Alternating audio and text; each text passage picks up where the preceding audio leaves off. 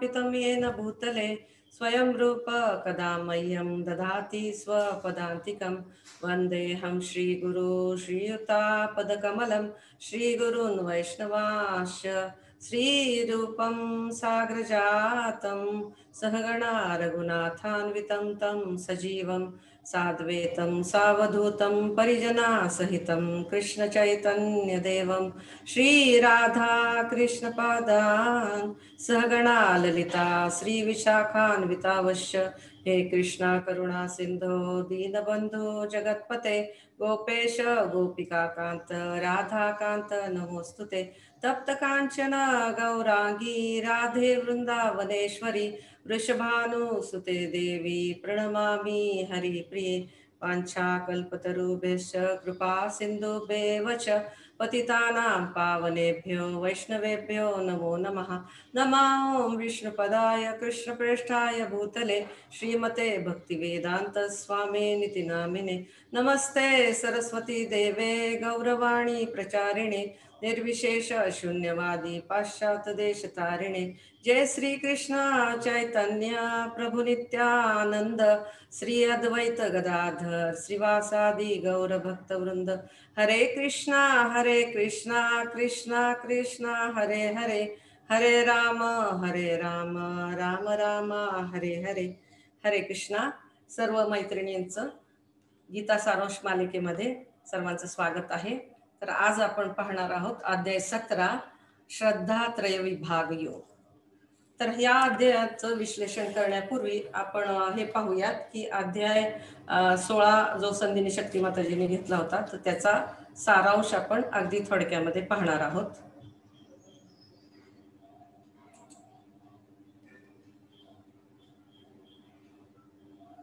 तर माताजींनी असं सांगितलं होतं की सूर आणि असुरी प्रवृत्ती, त्याच्यानंतर त्यांनी सांगितलं होतं की दिती आणि आदितीच्या छानपैकी कथेवरून त्यांनी या दोन प्रकारच्या प्रवृत्ती कशा प्रगट होतात ते एक सांगितलं होतं आणि दोघींचे पिता पण एक होते आणि पती पण एक असताना त्यांनी वेगवेगळे पर्याय निवडल्यामुळं त्यांच्यामध्ये जो भेद आपल्याला दिसून आता तर त्याचं स्पष्टीकरण त्यांनी दिलेलं होतं। त्याचबरोबर त्यांनी सांगितलं होतं की कशा प्रकारे 6 आसुरी गुण असतात आणि 26 दैवी गुण असतात आणि फार छान पद्धतीने त्यांनी विश्लेषण केलेलं होतं। तर आता आपण पाहूयात की अध्याय 17 श्रद्धात्रय विभाग योग। तर त्याचा सारांश आपण थोडक्यामध्ये बघतो आहोत की आपण या अध्यायामध्ये काय काय पाहणार आहोत। तर पहिला विभाग आहे जो 1 आणि 2 श्लोकामध्ये विभाजित केलेला आहे। तर तो आहे की सिद्धांत। अर्जुन जेव्हा प्रश्न विचारतात भगवंतांना त्यावेळेला भगवंतांनी जे उत्तर दिलेलं आहे सिद्धांत रूपामध्ये तर ते या 2 श्लोकामध्ये आपण पाहणार आहोत। दुसरा विभाग आहे की जीवनशैलीचे विविध पैलू। तर याच्यामध्ये आपण बघणार आहोत की कशा पद्धतीने भगवद्गीता ही मॅन्युअल आहे आणि किती प्रॅक्टिकल सेशन आहे हा की जे भगवंतांनी सांगितलेलं आहे अर्जुनाला किंवा अर्जुनाच्या माध्यमातून आपल्याला ज्या सूचना दिलेल्या आहेत, जे वेगवेगळ्या प्रकारचे पैलू सांगितलेले आहेत ते आपल्याला आपल्या जीवनामध्ये आपण कसं उतरू शकतो आणि कशा पद्धतीने आपण आपल्या जीवनाचं जे अंतिम ध्येय आहे भगवंताचं प्रेम ते प्राप्त करू शकतो योग्य मार्गदर्शनाखाली। तर हे जीवनाचे विविध पैलू या दुसऱ्या विभागामध्ये आपण बघणार आहोत जो की 3 ते 22 श्लोकापर्यंत विभाजित करण्यात आलेला आहे। तर तिसरा जो विभाग आहे त्याच्यामध्ये भगवंत देतात की या दोन्ही विभागांचा जो अंतिम निष्कर्ष आहे तो निष्कर्ष भगवंतांनी या तिसऱ्या विभागामध्ये म्हणजे श्लोक क्रमांक 23 ते 28 मध्ये आपण पाहणार आहोत। तर सुरू करीत आहोत अध्याय 17 श्रद्धा त्रय विभाग योग।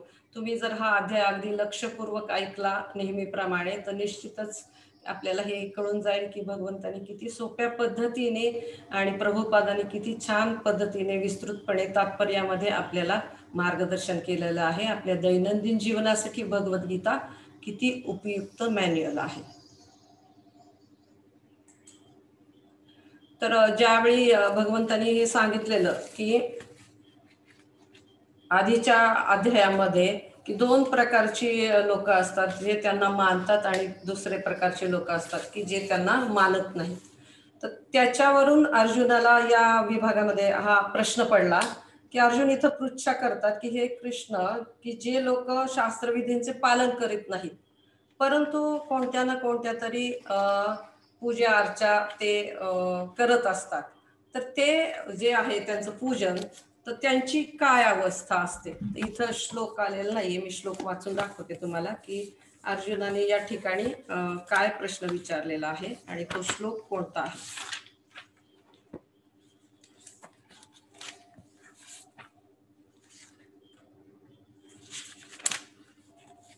अर्जुन हा प्रश्न विचारत आहेत. अर्जुन वाच ये शास्त्रा विधिमुत्सृज्य यजन्ते श्रद्धयान्विता तेषां निष्ठा तु का कृष्णा सत्वमाहो रजस्तमः. तर त्याचा अनुवाद असा आहे.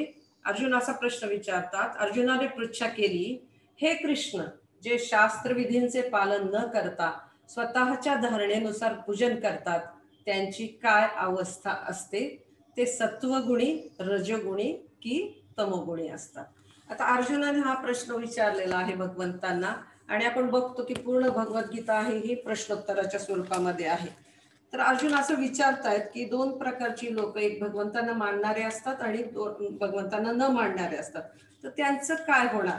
आणि जे शास्त्रांना मानत नाहीत परंतु पूजा अर्चा करतात, तसे कोण लोक आहेत. तर आपण बघतो की शास्त्रांना मानत नाहीत परंतु मंदिरं उभारतात आणि त्या ठिकाणी मग तिथं आराधना करतात, भगवंताची नाही तर मनुष्यांची ते आराधना करतात. आणि अर्जुन हा प्रश्न जो विचारतात तर त्या अशा लोकांसंबंधी आहे. या लोकांसंबंधात इथं चर्चा झालेली आहे की स्वतःच्या मनाप्रमाणे जे पूजा विधींचं आचरण करतात, तर त्यांचं काय, म्हणजे ते कोणत्या स्थितीमध्ये येतात, ते कुठं स्थित आहेत, या तमोगुणामध्ये आहेत, रजगुणामध्ये आहेत की सत्वगुणामध्ये आहेत, हा प्रश्न आहे. तर आपण बघतो की दक्षिण भारतामध्ये कधी कधी काही ठिकाणी मंदिरं उभारलेली आपण बघतो की काही फिल्म स्टार जे आहेत, क्रिकेटियर आहेत, त्यांची मंदिरं उभारलेली आपल्याला माहिती आहे, ऐकून माहिती आहे, किंवा काहींनी ती पाहिली देखील असतील की अमिताभ बच्चनचं मंदिर आहे, परत अजून नगमाचं मंदिर आहे. त्याच्यानंतर आपण पाहिलं की तिथं काही जे राजकारणी लोक आहेत तर त्यांची पण मंदिरं आपण उभारलेली दिसून येतात. फिल्म स्टार्स, क्रिकेटियर्सचं मंदिरं उभारलेली आपण पाहिलेले. तर या गोष्टीला नेमकं कसं समजायचं की त्यांची भगवंतावरती श्रद्धा नाहीये परंतु ते मनुष्याची पूजन करतात. तर या लोकांचा शास्त्र नियमांचं पालनामध्ये इंटरेस्ट नसतो तरी देखील पूजा वगैरे ते करतात. मग त्यांचं अंतिम हे काय असू शकतं, म्हणजे त्यांना पुढं काय प्राप्त होऊ शकतं किंवा ते कोणत्या गुणांना प्राप्त करत असतात. तर यावेळेस भगवंत इतकं छान विस्तृतपणे सिद्धांत सांगतात की ते असं सांगतात, काय म्हणते, एक मिनिट.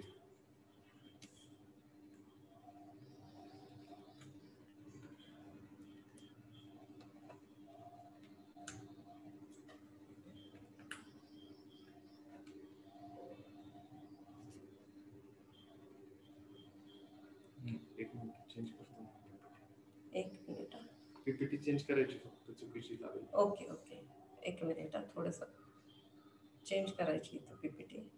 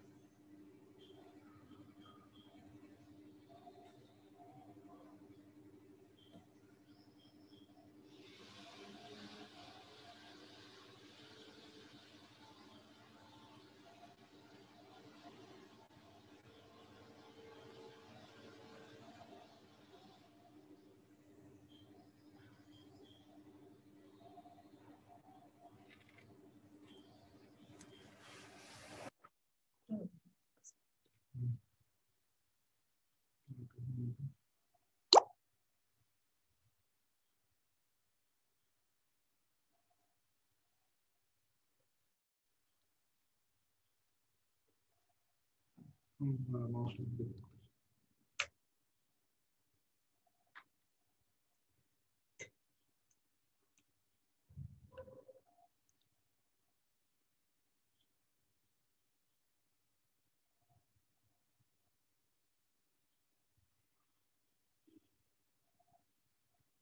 सर्वांना योग्य पद्धतीने समजावं म्हणून साठी परत रिपीट करते की 16व्या अध्यायामध्ये संधिनी शक्ती माताजींनी आपल्याला विस्तृतपणे चर्चा केलेली होती. तर त्यांनी दैवी तथा आसुरी गुणांबद्दल चर्चा केली होती. 26 दैवी गुण सांगितले होते, 6 आसुरी गुणांबद्दल चर्चा होती.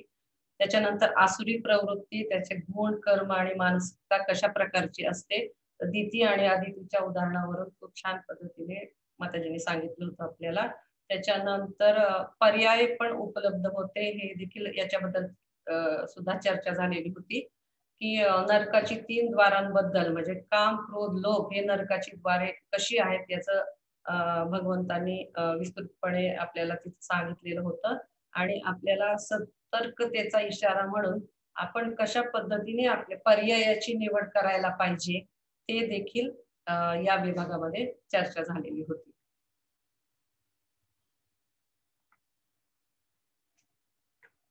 आता पुढे आपण बघितलं की श्रद्धात्रय विभाग योग. तर अर्जुनाने जो प्रश्न विचारला होता भगवंतांना की जे लोक शास्त्रविधींचं पालन करत नाहीत परंतु पूजा अर्चा करतात, तर त्या लोकांचे कुठे स्थित असतात, की सत्वगुणामध्ये येतात, रजोगुणामध्ये येतात की तमोगुणामध्ये येतात. सारांश आपण कोणकोणते विभाग आहेत ते पण पाहिलेलं आहे. त्याच्यानंतर अर्जुनाने जो प्रश्न विचारला होता तो श्लोक पण आपण पाहिलेला आहे की अर्जुन वाच ए शास्त्र विधी मृत्युच यजन्ते श्रद्धयान्वितः तेषां निष्ठां तुता कृष्णा तुका कृष्णा सत्वमाहो रजस्तमः. अनुवाद, अर्जुनाने पृच्छा केली की हे कृष्ण, जे शास्त्र विधींचे पालन न करता स्वतःच्या धारणेनुसार पूजन करतात त्यांची काय अवस्था असते, ते सत्वगुणी, रजोगुणी की तमोगुणी असतात. तर अर्जुनाला हा जो प्रश्न पडलेला आहे तो अशा लोकांबद्दलचा आहे की जे लोक पूजा विधी तर करतात परंतु शास्त्रविधीचे जे आपल्याला नियम सांगितलेले आहेत, भगवंतांनी जे शास्त्रविधी सांगितलेले आहेत शास्त्रामध्ये, वेदांमध्ये जे सांगितलं आहे ते मानत नाहीत परंतु पूजा अर्चा करतात. आणि आपण बघतो की दक्षिण भारतामध्ये काही मंदिरं उभारलेली किंवा काही ठिकाणी आपण अशा प्रकारची मंदिरं बघतो की ज्यामध्ये भगवंताचं पूजन अर्चन होत नाही तर मनुष्यांचं पूजन अर्चन केलं जातं. फिल्म स्टार किंवा क्रिकेटर किंवा अजून काही राजकारणी लोक त्यांची मंदिरं उभारली गेलेली आपल्याला माहिती आहे. तर मग या संदर्भामध्ये भगवंतांनी जे विस्तृतपणे उत्तर दिलेलं आहे की भगवंत या ठिकाणी एक सिद्धांत सांगत आहेत. तर ते म्हणतात की जर कोणी वेदांच्या अनुसार आपले जीवन व्यतीत करत नसतील तर तो त्याच्या स्वाभाविक प्रवृत्तीनुसार जीवन व्यतीत करतो, जे सत्वगुणी, रजगुणी आणि तमोगुणाने प्रभावित असेल. म्हणजे आपण इथं बघतो की भगवंत हे सांगतात की जो वेदांना मानत नाही परंतु पूजन अर्चन करतो, मंदिर उभारतो, मग हा व्यक्ती जो आहे तर तो सत्वगुण किंवा रजगुण किंवा तमोगुणाने प्रभावित झालेला असतो त्याच्या स्वाभाविक प्रवृत्तीनुसार. तर भगवद्गीतेमध्ये आपण जर वाचलं तर हे दिलेलं आहे की गत जन्मांच्या कर्मानुसार व्यक्तीला विशिष्ट प्रकारची श्रद्धा आणि विशिष्ट प्रकारचा स्वभाव देखील प्राप्त झालेला असतो आणि त्या स्वभावानुसार ती व्यक्ती त्यासाठी आवश्यक त्या पर्यायांची निवड देखील करत असते. तर हे जरा आपण अजून डिटेलमध्ये पाहणार आहोत. इथं असं दिलेलं आहे की मनुष्याची मनाची जी जडणघडण आहे तर ती या प्रकारची असते की भगवंतांनी जी शास्त्र दिलेली आहेत, नंतर जे आपल्याला सिलेबस दिलेला आहे तर तो जो सिलेबस आहे त्या अनुसार ही लोक कार्य करत नाही. तर भगवंत काय सांगतायत या स्थितीमध्ये की भगवंत असं सांगतायत की स्वतःच्या मनोकल्पनानुसार मनगडत जे स्वतःच्या मनाप्रमाणे हे लोक पूजा अर्चना करत असतात आणि देवतांची नाही तर मनुष्यांची पूजा अर्चा करत असतात. तर ते लोक सत्वगुणात आहेत, रजगुणात आहेत की तमोगुणात आहेत, ज्याप्रमाणे इथं असं अधिक जर एखादी व्यक्ती रजोगुणामध्ये असेल तर ती अधिकाधिक रजोगुणांच्या गोष्टींचा आश्रय घेताना आपल्याला दिसून येते. तर त्याच प्रकारच्या गोष्टी ती व्यक्ती निवडते आणि त्याच प्रकारची त्या गोष्टी त्या प्रकारचं वर्तन त्या व्यक्तीचं आपल्याला दिसून येतं. तर इथं भगवंतानी हा जो सिद्धांत सांगितला आहे आणि त्याच्यासाठी अनेक अनेक उदाहरणं भगवंत आपल्याला सांगत आहेत, की आपण काय खातो, आपण काय पितो, आपण काय दान करतो, त्याच्यानंतर आपलं मानसिक नियंत्रण कशा प्रकारचं आहे, त्याच्यानंतर आपण यज्ञ कशा प्रकारचे करतो. तर हे सर्व गोष्टी भगवंत या ठिकाणी डिटेलमध्ये या सिद्धांतामध्ये सांगत आहे.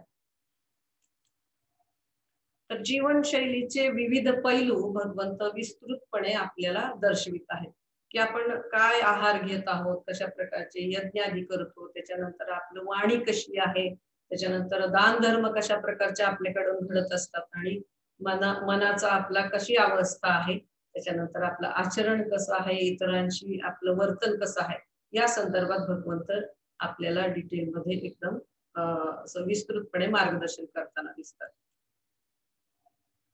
तर जीवनशैलीचे जे विविध पैलू आहेत, तर हा जो चॅप्टर आहे ना, तर तो हा इतका प्रॅक्टिकल आहे आणि भगवद्गीता मॅन्युअल कशी आहे हे जर आपण बघितलं, लक्षपूर्वक याचं श्रवण केलं, तर आपल्या जीवनामध्ये हे ज्ञान उतरवण्यासाठी किती आपल्याला भगवद्गीतेची मदत होऊ शकते आणि आपल्या एकूण जीवनामध्ये यश प्राप्त करण्यासाठी किती आपल्या स्तरावरती येऊन आपल्याला समजल अशा पद्धतीने प्रभुपादांनी या ठिकाणी सांगितलेलं आहे. भगवंत या ठिकाणी सांगतात की श्रद्धा कशा प्रकारची जोपासली जातीये, आहार कशा प्रकारचा खाल्ला जातोय किंवा यज्ञ कशा प्रकारचे केले जातात, आचरण, वाणी आणि मनावर नियंत्रण आहे का, आणि दान आणि परोपकार कशा पद्धतीचे केले जात आहेत. तर याच्या मार्फत आपल्याला ह्या गोष्टी अधिक विस्तृतपणे समजून येतील. तर आता आपण गेल्या वेळेस गेल्या 16व्या अध्यायाच्या वेळेस आपण पाहिलं की दोन बहिणींची आपण कथा पाहिली. खूप मनोरंजक असं ते स्टोरी मधून आपण हे समजू शकलो की दैवी आणि आसुरी प्रवृत्तीला. तर आपण इथं बघितलं की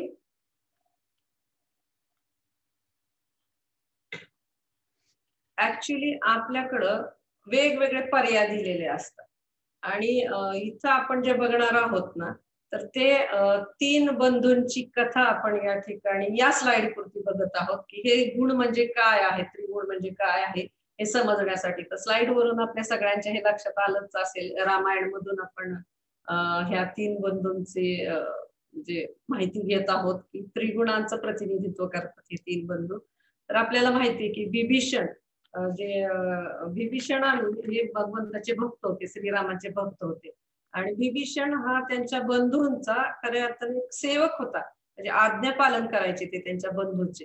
पण ज्या त्यांना कळलं की आपले जे भाऊ आहेत, मोठे भाऊ, तर ते शास्त्रांच्या विरुद्ध कर्म करत आहेत, शास्त्राला अनुसर कर्म ते करत नाहीत, वाईट कर्म करत आहेत. तर त्यावेळेला त्यांनी मग त्यांचं जे आसक्ती होती देहाची, त्यांची बंधू होते, तर ती आसक्ती त्यागलेली दिसून येते. आणि विभीषणाच्या बाबतीत असं वर्णन आपल्याला सगळ्यांना माहिती आहे रामायणामध्ये की विभीषणाने त्यांच्या घरावरती पूर्ण राम राम राम असं लिहिलेलं होतं. त्याच्यानंतर ते रामभक्त होते, रामांची आराधना करत होते, एवढ्या वाईट परिस्थितीमध्ये राहत असून देखील तर ते कशा प्रकारे त्यांची श्रद्धा भगवंतावर होती. आणि ज्यावेळेस त्यांना कळलं की आपले बंधू हे अनितीने वागत आहेत, अधर्माने वागत आहेत, तर त्यावेळेला त्यांनी त्यांच्या बंधूचा त्याग केला आणि ते श्रीरामांकडे परत आले. म्हणजे इथं आपण बघतो की ज्या वेळेला व्यक्ती सत्व गुणामध्ये असते, तर त्यावेळेला तिचा विवेक कशा पद्धतीने जागृत असतो आणि ती निर्णय कशा पद्धतीने घेत असते, तिला योग्य अयोग्य काय हे देखील समजत असते. त्याला म्हणायचं सत्व गुणामधील क्षण. त्याच्यानंतर आपण पाहिलं की रावणाने तर प्रत्यक्ष भगवंताच्या पत्नीची आसक्ती केली आणि भगवंताच्या पत्नीला त्यांनी अपहरण करून आणलं. म्हणजे या ठिकाणी आपण बघतो की हे जे लोक असतात जी राजसिक असतात, तर त्यांना ना त्यांच्या स्व इंद्रिय उपभोगांवरती अधिक त्यांना असं वाटतं की स्वतःच्या इंद्रियांचा स्वतःची इंद्रिय आणि त्यासाठी संदर्भात जे उपभोग्य वस्तू आहेत त्यांची त्यांना आसक्ती असते आणि ते त्याच्यासाठी वाटेल ते इंद्रिय उपभोगासाठी वाटेल ते करायला तयार झालेले असतात, वाटेल ती किंमत मोजायला तयार झालेले असतात. तर रावणावरून आपल्याला समजतं की कशा प्रकारे रावणाची प्रवृत्ती होती की स्व इंद्रिय तृप्तीसाठी अशी लोक खूप लालयित असतात. त्याच्यानंतर आपण पाहतो की कुंभकर्ण. आता कुंभकर्णाचं तर वर्णन एकदम आश्चर्यकारक आहे की कुंभकर्ण हे 6 महिने निद्रित अवस्थेत असायचे आणि 6 महिने जेव्हा ते जागे व्हायचे तेव्हा ते फक्त खात असायचे. आणि ते खूप आश्चर्यकारक वर्णन आहे त्याच्यामध्ये की ते अगदी साधू संतांना सुद्धा ते त्यांचा स्वतःचा अन्न बनवत असत. तर अशा प्रकारची प्रवृत्ती जी आहे ती तमोगुणामध्ये असते की जेणेकरून त्यांना फक्त आळस आणि त्यांची जे आहार आणि आळस याच्यावरती त्यांचा पूर्ण भार असतो आणि विवेक शून्य अशी व्यक्ती असतात ते व्यसनाधीन असतात. तर या 3 उदाहरणांवरून आपल्याला थोडक्यामध्ये लक्षात यायला मदत होईल. तर याच्यातून आपण हे बघू शकतो की एक अनमोल शिकवण आपल्याला याच्यातून मिळतं की आपल्याद्वारे निवडलेला पर्याय आपल्या जीवनाचा मार्ग निर्धारित करत असतो. तर आपण गेल्या अध्यायामध्ये पण हे पाहिलेले की जसं दिती आणि अदिती एकाच वडिलांच्या मुली होत्या, एकाच पतीच्या पत्नी होत्या, परंतु त्यांनी त्या परिस्थितीमध्ये वेगवेगळे पर्याय निवडले. वेगवेगळ्या प्रवृत्ती होत्या त्या दोघींच्या आणि त्याच्यामुळं त्यांचं जे भवितव्य आहे ते वेगवेगळ्या प्रकारचं घडलेलं आपल्याला दिसून येतं. तर इथं ही शिकवण आपल्याला महत्वाची मिळतीये की हे जे पर्याय आपल्या पुढं उपलब्ध असतात वेगवेगळ्या जीवनाच्या स्तरांवरती किंवा दररोज म्हटलं तरी चालेल, तर त्यातील आपण कुठला पर्याय निवडतो आपल्या समोरच्या आपण सत्वगुणी पर्याय निवडतो, रजोगुणी पर्याय निवडतो की तमोगुणी पर्याय निवडतो, त्यानुसार आपलं जीवन हे निर्धारित होत असतं. त्याच्यामुळे आपण हे अगदी चाणाक्षपणे लक्षात घेतलं पाहिजे की आपण कशा पद्धतीच्या पर्यायांना प्राधान्यक्रम देतो.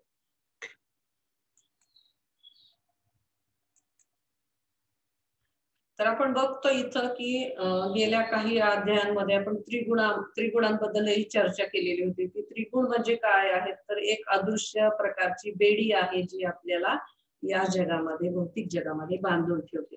तसं बघायला गेलं तर प्रत्येक जीव हा सच्चिदानंद असतो, म्हणजे तो सच्चित आणि आनंदीमय असतो, परंतु ह्या भौतिक प्रकृतीच्या संपर्काने ते त्रिगुणांमध्ये तो बांधला जातो. इथं बघा दिलंय की सत्वगुण, रजगुण आणि तमोगुण. तर सत्वगुण काय असतो, त्याचे काय क्वालिटीज असतात ते आपण पाहिलं, रजगुणाचे काय क्वालिटीज वैशिष्ट्य असतात ते आपण पाहिलं, तमोगुणाचे देखील वैशिष्ट्य मगाशी पाहिले.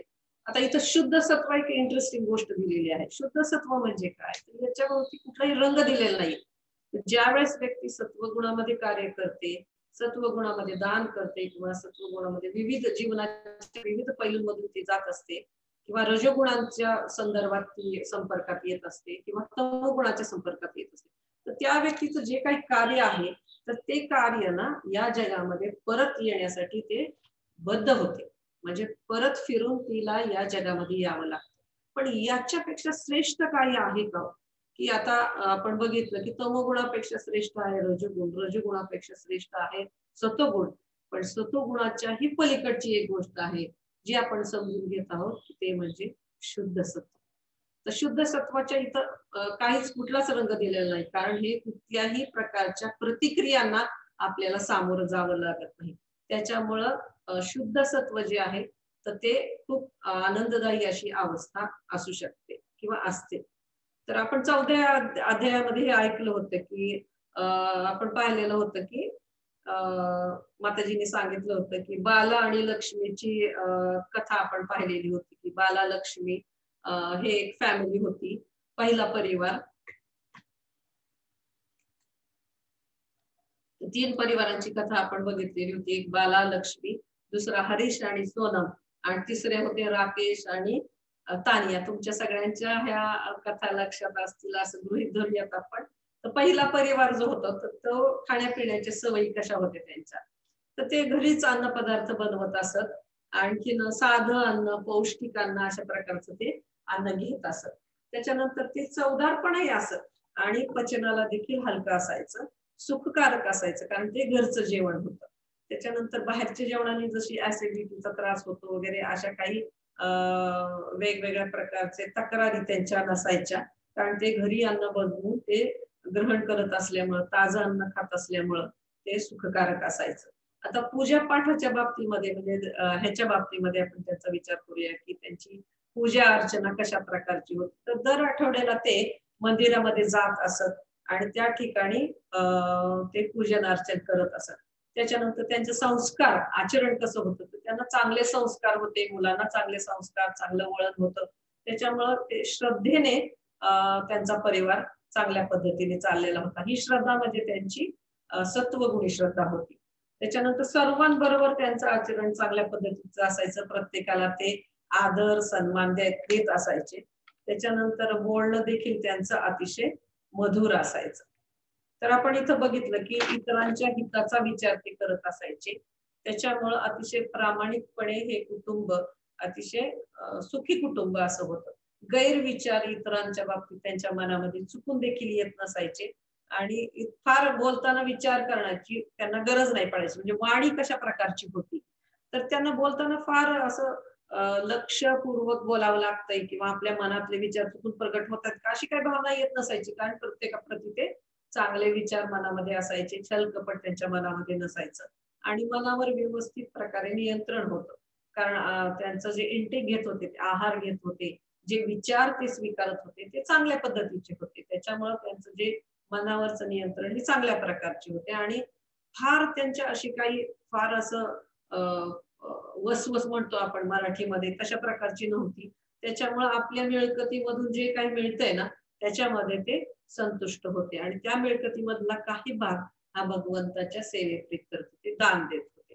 तर ही एक त्यांची जी जीवनशैली होती ती सात्विक प्रकारची जीवनशैली होती. आता दुसरी आपण बघतो की बऱ्याच वेळा असं घडून येतं की जीवनामध्ये जे आपल्याला पर्याय निवडायचे असतात, जे निर्णय घ्यायचे असतात, ते काही वैयक्तिक स्वरूपाचे असतात, तर काही पूर्ण फॅमिलीला त्याच्यामध्ये विचारात घ्यावं लागतं. तर हे जेव्हा मेळ बसतो, की पूर्ण फॅमिली आणि वैयक्तिक निर्णय, त्यावेळेला आपली जीवनशैली ही निर्धारित केली जाते व्यवस्थित पद्धतीने. तर ह्या कुटुंबाची जी जीवनशैली होती ती छान सत्वगुणामध्ये होती. आता दुसरा जो हे होता, दुसरा जो फॅमिली राकेश आणि तान्या. तर बघूयात यांच्याबद्दलचं काय वर्णन येतंय तर. तर याच्यातली जी तानिया होती, तर ती घरी वर्क फ्रॉम होम करत होती. त्याच्यानंतर ती जी मुलं होती आणि तानिया ती सारखं वेगवेगळ्या प्रकारचे फास्ट फूड, जंक फूड असे ते खाण्यासाठी मागवून घेत असत. तर ते खूप ऑइली असायचं, त्याच्यानंतर तिखट असायचं. त्याच्यानंतर एक गोष्ट त्यांच्या श्रद्धेच्या बाबतीमध्ये एक कॉमन गोष्ट होती. ते विराट कोहलीचे फॅन होते. त्याच्यामुळं त्यांची श्रद्धा जी आहे ती विराट कोहली बद्दलची होती. म्हणजे मनुष्यावरती त्यांची श्रद्धा होती. आणि नंतर ते काय करायचे, की महिन्यातून एकदा देवीचं जागरण करायचे. आणि देवी जागरणाच्या वेळेला पूर्ण त्यांची जी बिल्डिंग मधले कॉलनी मधले लोक आहेत ना, त्यांना जेवणासाठी बोलवायचे आणि खूप भारी केटरर्सला बोलवून तिथं ते अन्न बनवलेलं असायचं. आणि खानपानाच्या सवयी ह्या वेगळ्या प्रकारच्या होत्या, की जसं फास्ट फूड मागवायचं, त्याच पद्धतीने हे जेवायला वगैरे दुसऱ्यांना घालत असायचे त्या देवी जागरणाच्या वेळेस. आणि त्यावेळेस त्यांना काय अपेक्षा असायची, की आपण जे काही बनवलंय, आपण जे काही इतरांना देतोय जेवणावळी, तर त्याचं फार कौतुक झालं पाहिजे. आपल्याला सगळ्यांनी वाहवा केली पाहिजे आणि एकूणच त्यांचं जे दानाचं हा प्रकार होता, की इतरांनी त्यांच्या ज्या काही केलेलं आहे, त्या कार्याचं त्यांनी कौतुक केलं पाहिजे. तर त्यांचा त्याच्या पाठीमागे स्वार्थी होतं, हेतू होता ना, की ते देवीवरती काही श्रद्धा होती. ते फक्त निमित्त असायचं, की इतरांना इम्प्रेस करण्यासाठी. म्हणजे थोडक्यामध्ये ती जी फॅमिली आहे, फक्त एक प्रकारचा दिखावा आहे. आणि त्यांचं जर आपण बघितलं, की एकूण लाईफस्टाईल आणि त्यांचं प्रोफाईल जर उघडून बघितलं, तर त्याच्यावरती त्यांनी दिलेलं असायचं, की या वेळेसच्या देवी जागरणाला इतका खर्च झाला, इतर ठिकाणी आम्ही फिरायला गेलो होतो, त्या ठिकाणी एवढा खर्च झाला. तर ते खर्चासकट सगळ्या गोष्टी देत असायचे आणि फक्त त्यांना काय पाहिजे होतं, की शेजारी-पाजारी इम्प्रेस व्हावेत आपल्याकडून. मित्रपरिवार जो त्यांचा तथाकथित होता, तर त्यांच्यावरती एक प्रकारचं इम्प्रेशन पडावं आणि आम्ही कशी या प्रकारची लाईफस्टाईल, आधुनिक प्रकारची लाईफस्टाईल जीवन जगतोय, हे इतरांना समजावं. म्हणजे थोडक्यात त्यांचा जो माइंडसेट आहे, तो पूर्णपणे रजोगुणी होता. याच्यावरून आपल्याला कळेल, की रजोगुणी प्रवृत्तीमध्ये कुठल्या-कुठल्या प्रकारचे पैलू येतात. तिसरा जो आहे, तर तो तमोगुणी आहे. त्यांच्या बाबतीत पण आपल्याला माताजीने सांगितलं होतं की राकेश आणि तानिया, त्यांच्या बाबतीमध्ये कसं होतं की ही जी फॅमिली होती, तर ते भांडण संघर्ष करणारा असा तो परिवार होता, सदैव भांडणं आणि संघर्ष करणारा. तर ह्या दोघांचं जे होतं त्यांचं हे झालेलं नव्हतं, विवाह झालेला नव्हता. आणि त्यांनी काय रिलेशनशिप मध्ये ते राहत होते. त्याच्यामुळं असाही प्रश्न नव्हता की समाजामध्ये समाजातल्या काही ज्या गोष्टी असतात किंवा विचार असतात त्यांना त्यांच्या प्रती काही आदर नव्हता किंवा त्यांनाही समाजाप्रती काही विशेष आदर नव्हता किंवा समाजाचं काय मत असतं, काही बंधन असतात त्याच्या ते त्यांनी झुगारून दिलेली होती. आणि आई वडिलांच्या प्रती जर त्यांना आदर नव्हता तर इतर समाजाच्या प्रतीचा काही प्रश्नच येत नव्हता. तर त्यांचं मन कसं होतं, तर त्यांचं मन आहे ना, त्यांचं क्रोधावरती अजिबात नियंत्रण नसायचं. आरडाओरडा, संघर्ष करणं, भांडण करणं, जोरजोरात किंचाळणं, एकमेकांना शिव्यागाळी करणं, अशा प्रकारचं त्यांचं वर्तन होतं. त्यांना धार्मिक गोष्टीमध्ये कसलीही रुची नव्हती. त्याच्यामुळं ते दान काय करायचं किंवा काय नाही करायचं याच्याबद्दल देखील त्यांना कसलीच कल्पनाही नव्हती आणि त्या संदर्भात त्यांचे विचारही पोहोचत नव्हते.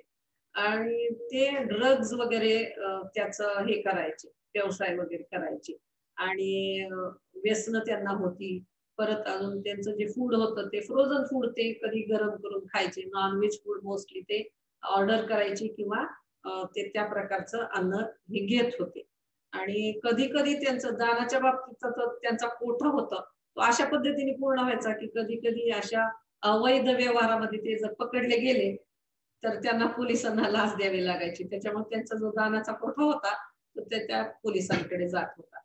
तर इथं आपण बघितलं, की ह्या तिन्ही परिवारांनी, तिन्ही ज्या जोड्या आहेत, तर त्यांनी वेगवेगळ्या प्रकारच्या पर्यायांची निवड केलेली होती आणि त्या पद्धतीचं त्यांचं जीवन हे रजगुण, तमोगुण आणि सत्वगुणामध्ये त्यांनी आवृत्त झालेलं होतं. तर आता आपण इथे एक अनमोल शिकवण आपल्यासाठी एक दिली गेलेली आहे, की भगवद्गीता जी आहे ती आत्मविकासासाठी सर्वोत्तम पत्रिका आहे, पुस्तिका आहे. आणि अ, जरी भगवद्गीतेमध्ये हे शिकवले गेले आहे, की मनुष्य परम नियंत्रक नाही, सोबत हेही सांगितले गेले आहे, की आपण आपले भाग्य स्वतः बदलू शकतो. म्हणजे हे जे गोष्टी आहेत आपल्याला भगवंताने ना, आपण जरी पूर्ण स्वातंत्र्य दिलेलं नाही, तरी अल्प स्वातंत्र्य आपल्याला मिळालेलं आहे.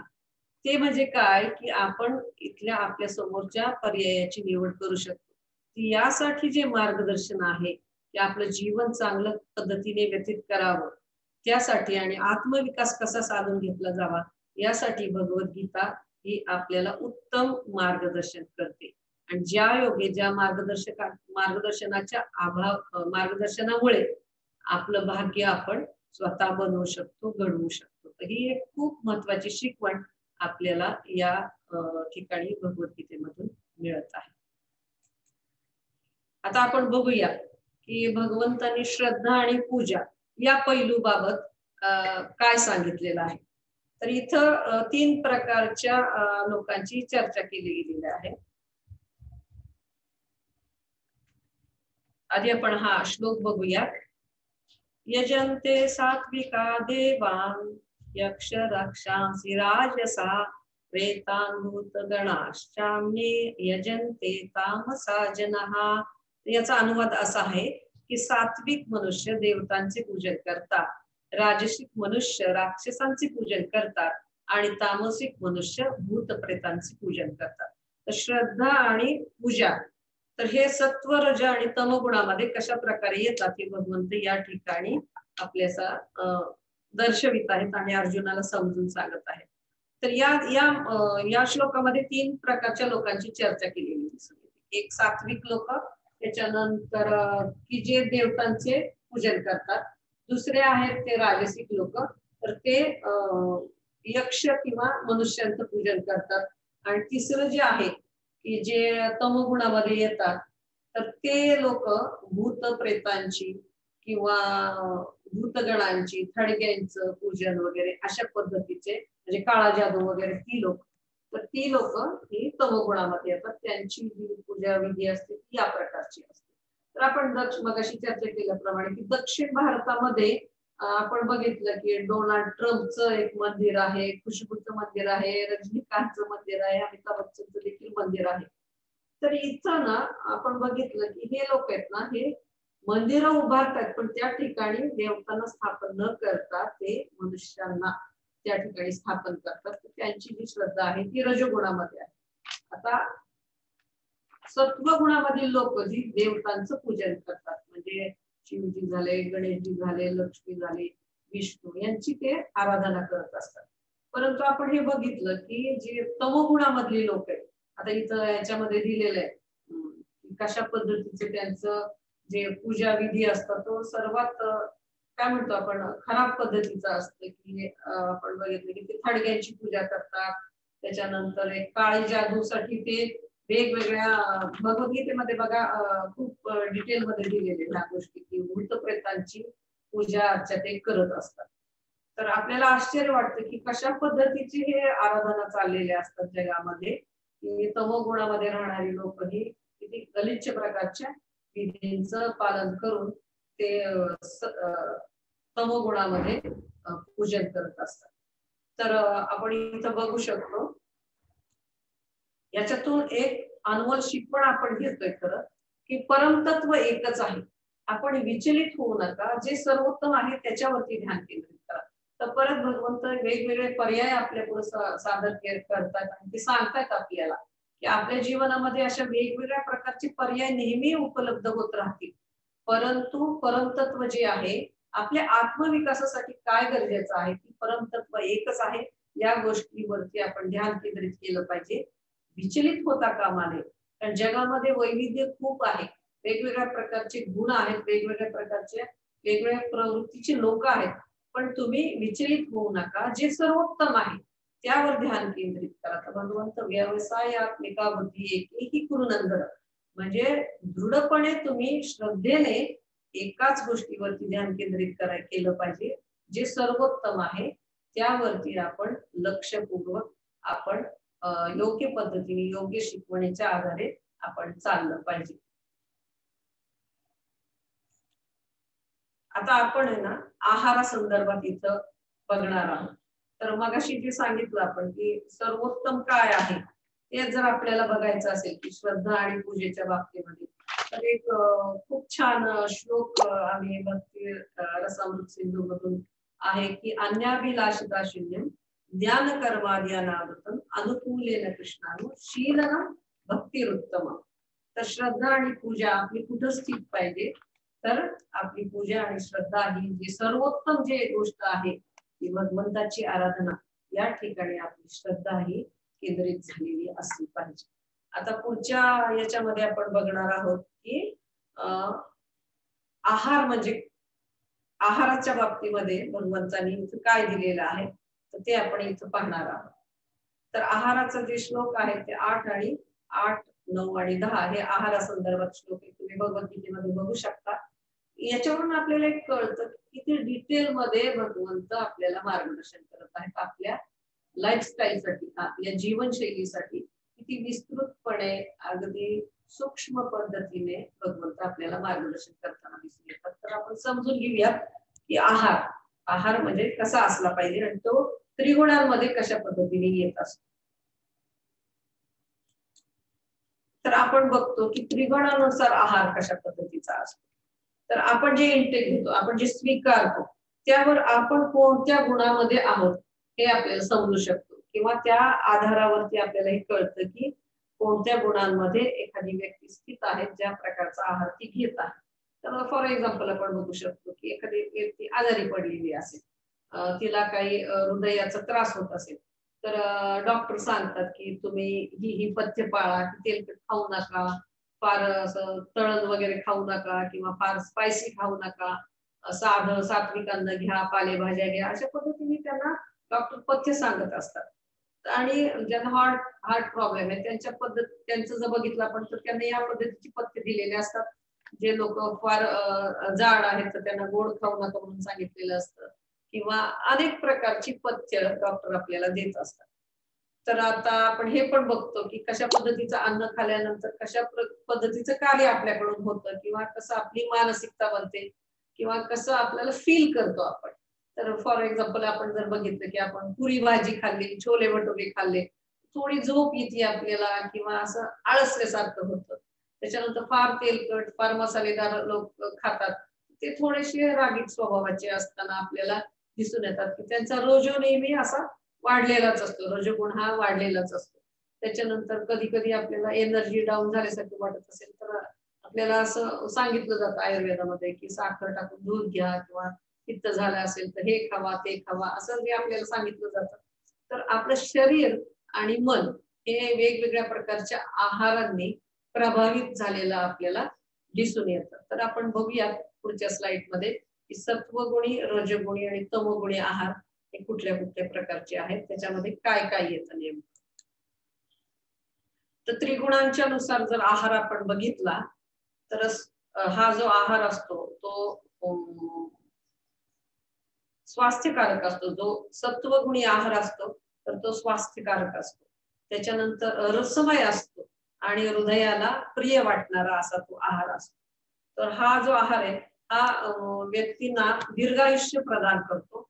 त्याच्यानंतर मन त्यांचं पवित्र असतं आणि शुद्धीकरण होत असतं आणि बल बल देणारा असतो हा आहार आणि अशा व्यक्ती रोगमुक्त राहतात कारण ते सत्वगुणांमधला आहार स्वीकारत असतात.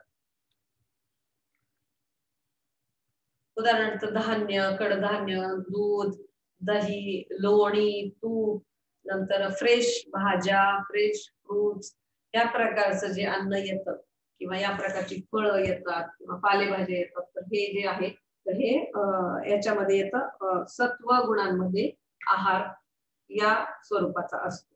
तर तो जो आहे तो आनंद देणारा असतो आणि पचनाला सुलभ असतो. हे आपण बघितलं. आता रजोगुणी आहार, तर रजोगुणी आहारामध्ये काय येतं की रजोगुणी आहारामध्ये कडू, अतिशय खारट असतं, त्याच्यानंतर उष्ण असतं, मसालेदार, मसाले खूप लावलेले असतात त्याला आणि झणझणीत म्हणतो ना आपण तशा प्रकारचं असतं आणि तिखट असतं हे सगळ्या गोष्टी.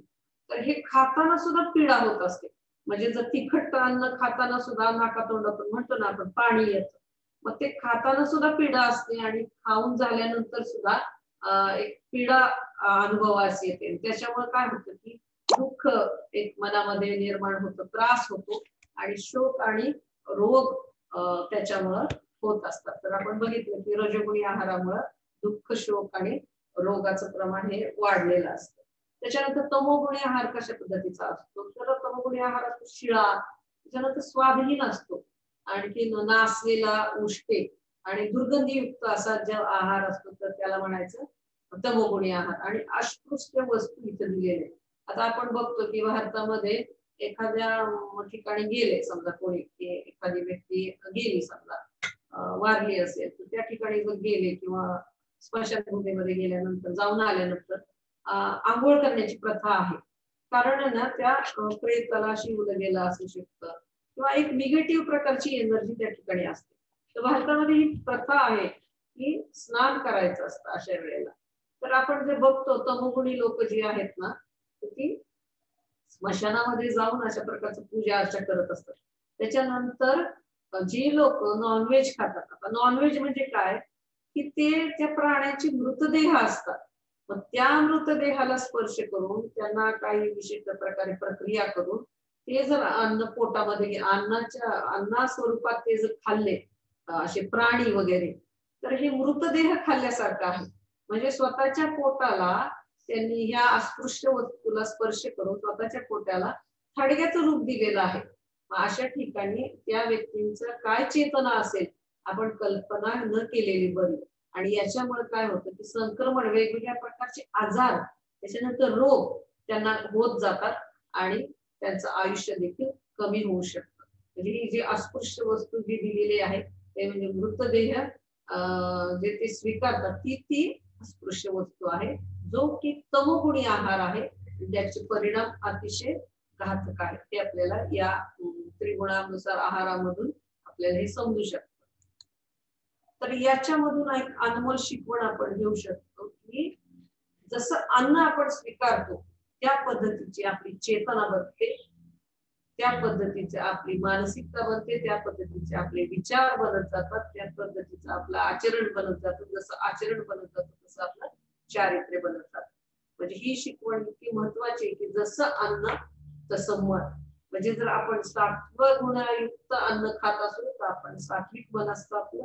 रजोगुणी आहार आपण घेत असतो, खूप झणझणीत, खूप मसालेदार, खूप तेलकट, खूप तिखट, तर आपण क्रोधाला बळी पडू शकतो, वेगवेगळ्या आजारांना बळी पडू शकतो. त्याच्यानंतर जे तमोगुणी आहाराबद्दल बोलले गेलं आता, तर त्याची चेतना ही अतिशय विवेकहीन असते आणि फार अल्पायुषी अशी ती लोक बनतात.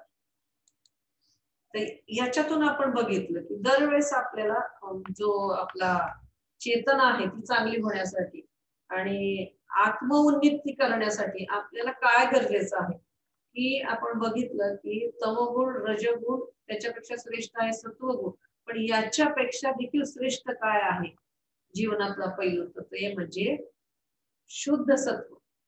तर सर्वोत्तम भोजन काय आहे, सर्वोत्तम आहार काय आहे, तर भगवंतांना अर्पिलेला भोग प्रसाद हे सर्वोत्तम अन्न आहे आणि जे की त्रिगुणांच्याही पलीकडे आहे त्याला म्हणायचं शुद्ध सत्वामध्ये. आता हे बनवण्याची विशिष्ट पद्धती आहे. भगवंतांना केंद्रस्थानी ठेवून जेव्हा आपण योग्य पद्धतीने सांगितलेल्या नुसार आपण जर हे अन्न शिजवत असू, पालेभाज्या शिजवत असू, तर ते आणि भगवंताला तुळशी पत्र ठेवून अर्पण करत असू, तर ते बनतं शुद्ध प्रसाद. प्रसाद रूपाने ते आपल्यापर्यंत येतं आणि ते खूप उत्कृष्ट असा परिणाम आपल्या जीवनावरती होत असतो या सगळ्या विधींचं पालन केल्यामुळे.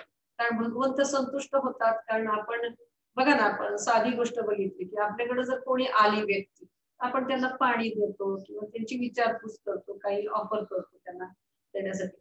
पण रोज जर आपल्याकडं भगवंतांसाठी हे जे पदार्थ बनवले गेले आणि त्यांना तुळशीपत्र टाकून त्यांना ऑफर केले, नैवेद्य दाखवला गेला, नंतर ते जर आपण स्वीकारलं तर भगवंत एवढे संतुष्ट होतात. म्हणतात ना, पत्रम पुष्पम फलम तोय, जे छोटस पान, पाणी, एखादं पुष्प, एखादं फळ मला अर्पण केलं तर मी खूप संतुष्ट होतो. तुझ्या भावनेने मला अर्पण केले, त्या भावनेने मी स्वीकार करत असतो. आणि जेव्हा भगवंत हे सगळं स्वीकारतात, संतुष्ट होतात, तेव्हा जेव्हा आपण हे प्रसादरूपी अन्न ग्रहण करतो तर अक्षरशः जादूमय परिणाम आपल्या जीवनावरती घडलेले आपल्याला दिसून येतात.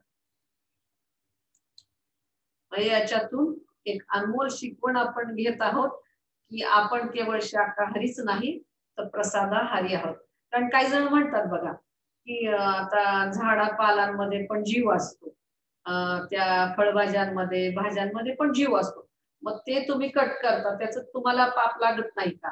तर इथं ते स्पष्ट केलेलं आहे की ज्या वेळेला आपण हे भगवंतांना अर्पण करून हे अन्न ग्रहण करतो प्रसाद रूपाने, त्यावेळेस व्यक्ती पापाच्या पलीकडे जाते आणि तिला कर्माच्या कुठल्याही प्रतिक्रिया लागत नाही. तर हा अतिशय सुंदर असा आध्यात्मिक परिणाम प्रसादाचा दिसून येतो. म्हणून इथं म्हटलंय की आपण केवळ शाकाहारीच नाही तर प्रसादाहारी आहोत. आता आपण यज्ञ बघूया. यज्ञ 3 गुणांमध्ये कशा प्रकारचे असतात.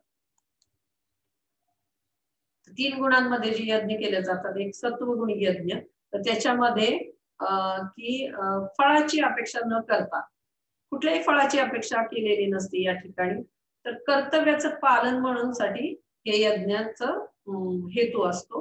त्याच्यानंतर शास्त्र विधींना अनुसरून वेदांमध्ये कुठले काय प्रकारचे शास्त्र दिलेली आहेत, कशा पद्धतीने यज्ञ करायला दिले पाहिजे, केले गेले पाहिजेत, त्याची माहिती दिलेली असते. तर त्या विधींना अनुसरून हे प्रकारचे यज्ञ केले जातात. तर ते असतात ते सत्वगुणी यज्ञ असतात. त्याच्यानंतर आपण बघत आहोत की रजोगुणी यज्ञ, म्हणजे भौतिक लाभाच्या हेतूने, की हा यज्ञ केल्यानंतर ही गोष्ट मला प्राप्त होईल किंवा हा यज्ञ केल्यानंतर थोडक्यामध्ये आपलं कल्याण होईल, लक्ष्मी प्राप्त होईल, मला यश मिळेल, या प्रकारच्या हेतूने जे यज्ञ केलेले असतात तर ते आपल्याला असं म्हणू शकतो की ते रजोगुणी यज्ञ आहे. आणि कधी कधी दंभाने की इतरांना इम्प्रेशन टाकण्यासाठी की खूप मोठा असा समारंभ करणे आणि खूप खर्च करणे आणि इतरांनी वाहवा करावी म्हणून साठी जे यज्ञ केलेले असतात, म्हणजे गर्वापोटी किंवा दंभासाठी, स्वतःच्या त्या इंद्रिय तृप्तीसाठी, इतरांनी चांगलं म्हणावं त्यासाठी जे यज्ञ वगैरे केले जातात तर ते रजोगुणी यज्ञ. आणि प्रसिद्धीच्या हेतूने सगळ्यांनी वाहवा म्हणावी, पेपरमध्ये ती बातमी यावी, मोठे मोठे बोर्ड लागावेत, या पद्धतीचे यांनी यज्ञ समारंभ पार पाडलेला आहे. त्यासाठी जे यज्ञ केले जातात की भौतिक हेतूसाठी, त्याच्यानंतर गर्व आणि दंभ दायक प्रवृत्तीने आणि प्रसिद्धीच्या हेतूने, तर ते आले रजोगुणी यज्ञ. त्याच्यानंतर तमोगुणी यज्ञ म्हणजे काय बघूयात, की शास्त्र विधींची पूर्णपणे उपेक्षा केलेली असते. त्याच्यानंतर प्रसाद वितरणाशिवाय मंत्रोच्चारण न करता, त्याच्यानंतर अध्यायांना किंवा पुरोहितांना दक्षिणा न देता श्रद्धारहित अशा ज्या प्रकारचे यज्ञ केले जातात तर त्या यज्ञांना म्हणायचं की तमोगुणी यज्ञ.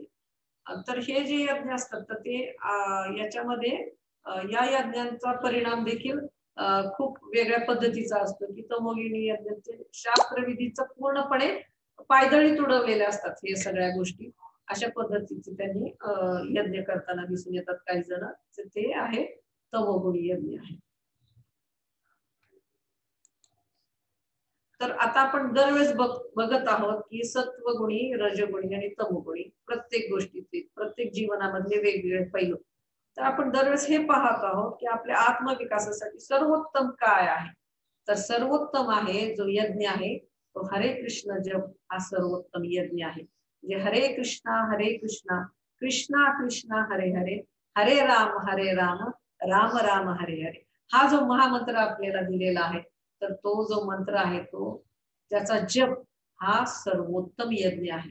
तर इथं एक हे केलेलं आहे, भगवंत असं म्हणतात की यज्ञामध्ये मी जप यज्ञ आहे. पण बघितलं विभूती योगामध्ये यज्ञांमध्ये मी जप यज्ञ आहे. आणि हा यज्ञ कशा प्रकारचा आहे तर बघितलं आपण की मुखावाटे जेव्हा आपण हरे कृष्णा कृष्णा कृष्णा हरे हरे, हरे राम राम राम हरे हरे, ही जी आहुती आहे ही जिवे वाटे आपण उच्चारण करत असतो. आणि कानाला उपमा दिलेली आहे यज्ञकुंडाची. तर ही जी आहुती आहे ही कानामध्ये जेव्हा आपले प्रवेश करते आणि हृदयामध्ये ती पोहोचते त्यावेळेस खऱ्या अर्थानं हा यज्ञ ना हा साफल होत असतो. आणि तो त्याचा परिणाम जे कृष्ण प्रेम आहे तो दर्शवित असतो, जी मानवाची सर्वोच्च अशी सिद्धी आहे. या मनुष्य जन्मामध्ये आपल्याला भगवंताचं प्रेम प्राप्त करायचे ही सर्वोच्च गोष्ट आहे. तर ते प्राप्त कशाने होत तर या जप यज्ञाने सर्वोच्च गोष्ट आपल्याला प्राप्त होत असते. म्हणून साठी हरे कृष्णा कृष्णा कृष्णा हरे हरे, हरे राम राम राम हरे हरे, या मंत्राचा नियमितपणे 16 माळा जप करणं किंवा जे आपल्याला आपल्या गुरूंनी जे सांगितलेलं आहे एका माळेपासून तरी आपण सुरुवात केली पाहिजे, ज्याच्यामुळे आपल्या आत्मविकासाला सुरुवात होईल. तर श्रीमद भागवतामध्ये इथं खूप सुंदर श्लोक एक उद्धृत केलेला आहे जो श्रीमद भागवतामध्ये दिलेला आहे. 12व्या स्कंदामधील 3ऱ्या अध्यायामधील 52वा श्लोक आहे हा. कृते यद्यायतो विष्णु त्रेतायाम यजते मुखे, द्वापारे परिचर्यायाम कलो तद्धारी कीर्तनात. तर याचा अनुवाद असा आहे, अर्थ असा आहे की सत्ययुगात श्री विष्णूंचे ध्यान केल्यावर, त्याच्यानंतर त्रेतायुगात यज्ञाने, त्याच्यानंतर त्यांचे पूजन केल्यावर आणि द्वापार युगामध्ये त्यांच्या चरण कमळांची सेवा केल्यानंतर, म्हणजे मोठी मोठी मंदिरं उभारून तिथं आर्च विग्रहांची स्थापना करून आणि तिथं ते पूजन करून जे फळ प्राप्त होत होते. बघा इथं असं दिलंय विष्णूंवर ध्यान करावं लागायचं सत्ययुगामध्ये, त्रेतायुगामध्ये यज्ञादी कर्म करावे लागायचे, मोठे मोठे यज्ञ करावे लागायचे. त्या ठिकाणी तिचे सत्पात ब्राह्मण असायचे ते उच्चार करण्यासाठी. त्याच्यानंतर द्वापार युगामध्ये मोठी मोठी मंदिरांची स्थापना करावी लागायची, छान आर्च विग्रह त्या ठिकाणी असायचे, भव्य दिव्य अशी दैदिप्यमान सेवा त्या ठिकाणी करावी लागायची. ते केल्याने जे फळ प्राप्त होत होते तर ते कलियुगामध्ये केवळ हरे कृष्णा कृष्णा कृष्णा हरे हरे, हरे राम राम राम हरे हरे, या महामंत्राच्या संकीर्तनाने प्राप्त होऊ शकते. बघा कलियुगामध्ये किती सोपं झालं आहे की भगवत प्राप्ती या हरे कृष्ण महामंत्राच्या जपाने भगवंताच्या वरती ध्यान केंद्रित केल्याने आपल्याला प्राप्त होऊ शकते. तर ही सर्वोच्च गोष्ट आहे की हरे कृष्ण महामंत्राचा जप करणे. याच्यातून एक अनमोल शिकवण आपण घेऊया की हरे कृष्ण महामंत्राला आपली जीवन रेखा बनवा. म्हणजे या ठिकाणी काय सांगितलेलं आहे की जेव्हा आपण हरे कृष्ण महामंत्र म्हणू त्या गोष्टीला आपल्या जीवनातील सर्वोच्च प्राधान्यक्रम देऊ त्यावेळेला खऱ्या अर्थानं आपलं जे जीवन आहे ते यशस्वी झालं असं म्हणता येईल. तर आता आपण बघूया की भगवंत या ठिकाणी आचरणाबद्दल, वाणीबद्दल आणि मनाबद्दल काय सांगत आहेत की कशा पद्धतीने हे आचरण, मन आणि वाणी त्रिगुणामध्ये येत असते त्याचे वेगवेगळे पैलू आपण या ठिकाणी पाहणार आहोत. तर आचरण 3 प्रकारच्या गुणांमधलं आचरण कशा पद्धतीचं असतं ते बघूयात आपण. तर सत्वगुणी आचरण जे असतं तर ते इतरांचा आदर करणारं असतं. त्याच्यानंतर इतरांना आदर देण्यासाठी उत्सुक असतात ती लोक. त्याच्यानंतर कर्तव्य पालनाचा हेतू असतो त्या ठिकाणी की हे जाणून बुजून हे आपले हे कर्तव्य आहे या भावनेने आपण ते केलं पाहिजे या भावनेने त्यांचं आचरण घडत असतं. त्याच्यानंतर रजोगुणांमधलं जे आचरण असतं ते स्वार्थी हेतूने केलेलं असतं. त्याच्यानंतर प्रशंसेची अपेक्षा केलेली असते तिथं की आदर जरी केला दुसऱ्यांचा तरी त्याच्या पाठीमागं एक काय म्हणतो आंतरिक हेतू असतो की ह्या व्यक्तीने माझी प्रशंसा करावी. म्हणजे एक प्रकारचा त्यांच्यामध्ये एक देखावा असतो. अशा पद्धतीचं त्यांचं वर्तन असतं.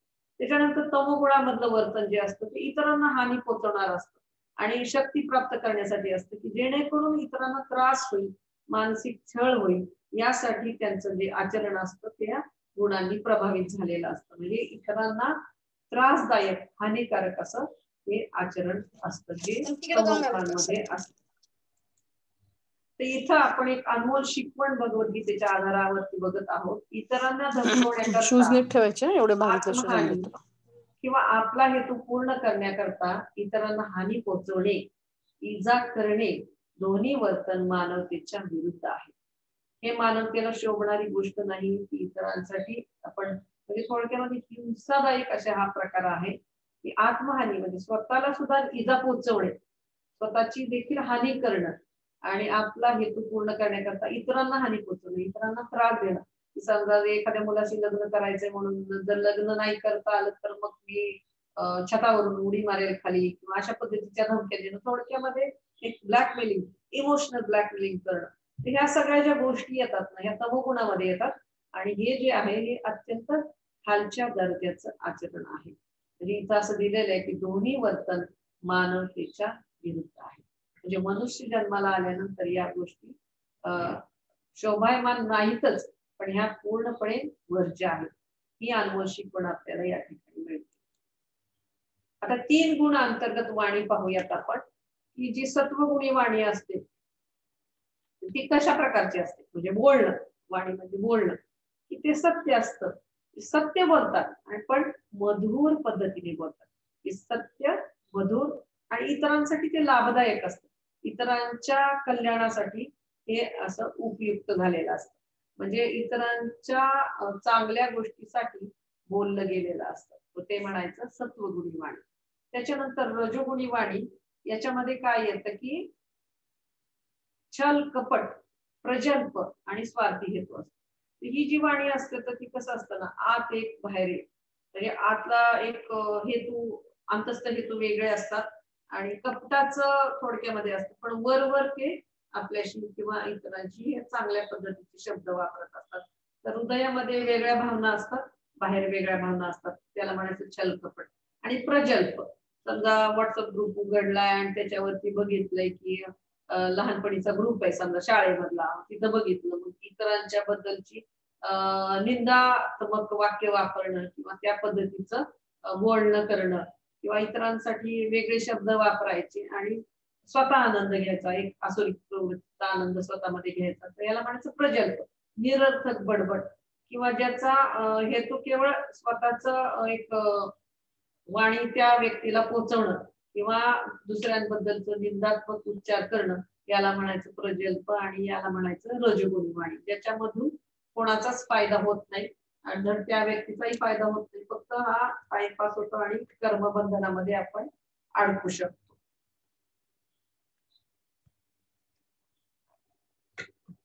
आता तमोगुणी वाणी जर आपण बघितलं तर त्याच्यामध्ये असत्य, उत्तेजित करणाऱ्या गोष्टी आणि हानिकारक असे वाणी असते ती इतरांना याच्यामुळं हानी पोहोचते, उत्तेजना विनाकारण मिळालेली असते आणि लबाडी किंवा ढोंग किंवा खोटेपणा असतो, त्याला म्हणायचं उत्तेजित आणि तमोगुणी वाणी.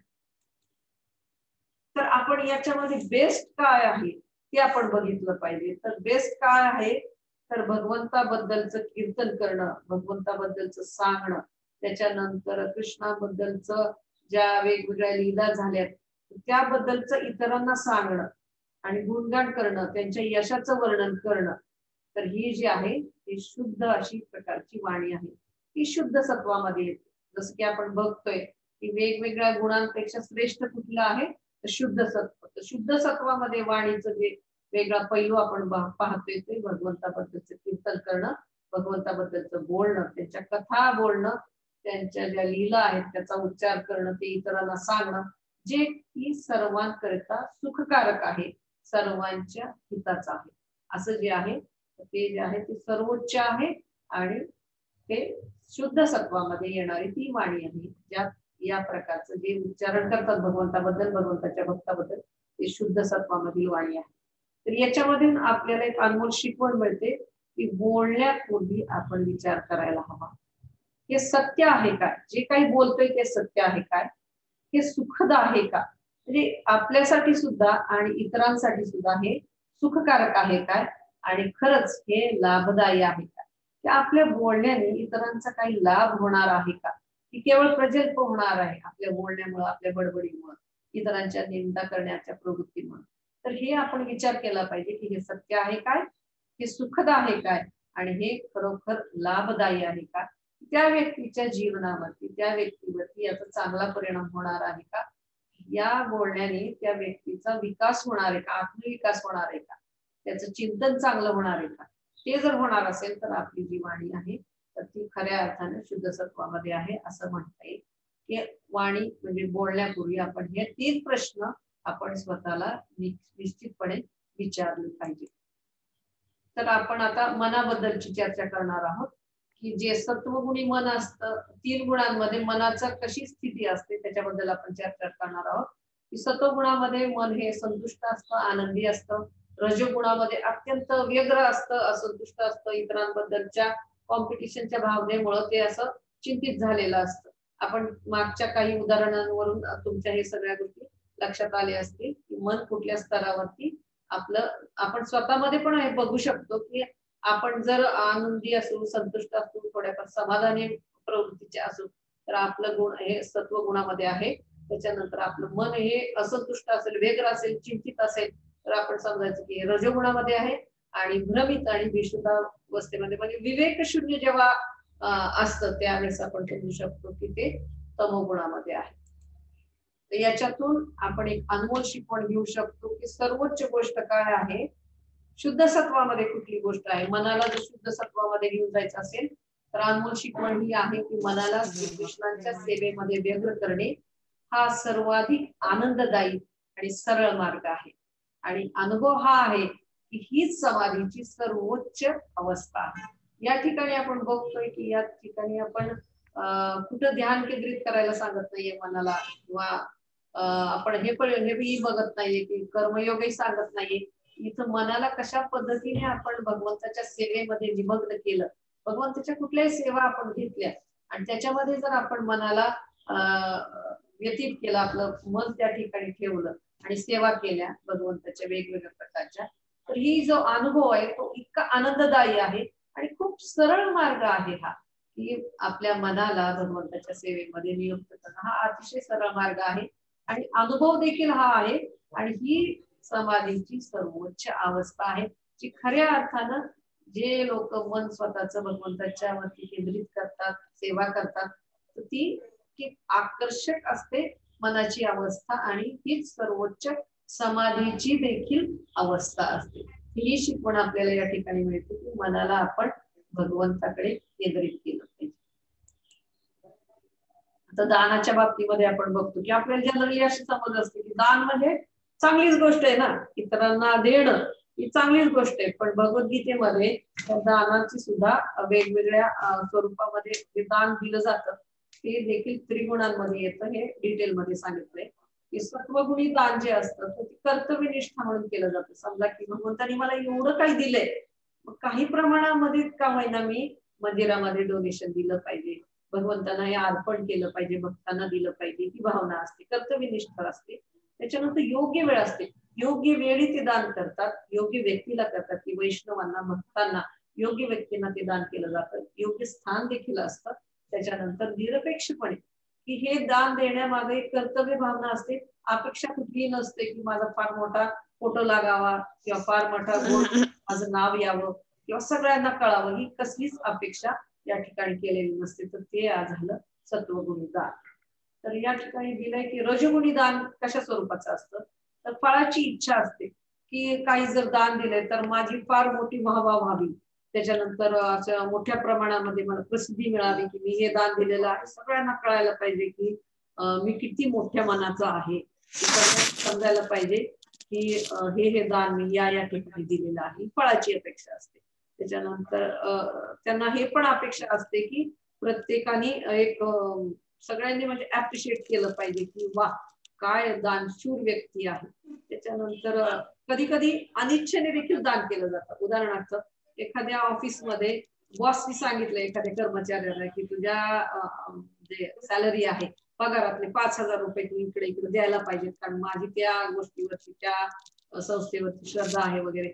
पण त्या व्यक्तीची ती इच्छा नाही, पण केवळ बॉसने सांगितलं म्हणून जर त्या व्यक्तीने दान केलेलं असेल तर ते सुद्धा रजोगुणी दान झालं. आणि स्वतःच्या भोग हेतूने जे स्वतःला काही प्राप्त करायचं आहे, ती जी इच्छा आहे, तर त्या हेतूने जे व्यक्ती दान करतात तर ती देखील रजोगुणामध्ये येतात. तमोगुणी दानाच्या बाबतीत आपण बघतो की अयोग्य जागा, अयोग्य वेळ आणि अयोग्य व्यक्ती. समजा काही जण व्यसनी आहेत, ती एका बार मध्ये बसलेले आहेत, भिकारी आला आणि खूप दिवस झालं उपाशी भीक मागतोय, तर त्या व्यक्तीने त्यातल्याच ह्याच्यातलं अल्कोहोल उचलून एका ग्लास मध्ये दिला आणि त्याला म्हणले पी, तू पण काय आठवण काढशील माझी, अशा पद्धतीने जर दिलं गेलं तर ते जे झालं तर ते तमोगुणी दान आहे असं म्हणता येईल.